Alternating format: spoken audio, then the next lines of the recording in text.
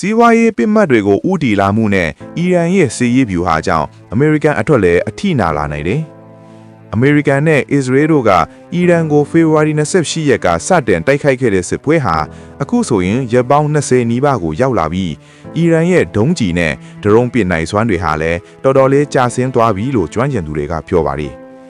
Al Jazeera သတင်းဌာနကပြုစုထားတဲ့စာရင်းတွေအရတော့အီရန်ဟာစစ်ပွဲစတဲ့ပထမ24နာရီအတွင်းမှာအာရပ်စော်ဘွားများပြည်ထောင်စု UAE ကိုဒုံးကျည်168စင်းဒရုန်းအစင်းရေပေါင်း940စင်းပစ်ခဲ့ပေမဲ့စစ်ပွဲ15ရက်မြောက်နေ့မှာတော့တရက်အတွင်းဒုံးကျည်4စင်းနဲ့ဒရုန်း6စင်းပဲပစ်နှောက်တော့လေလို့ဆိုပါတယ်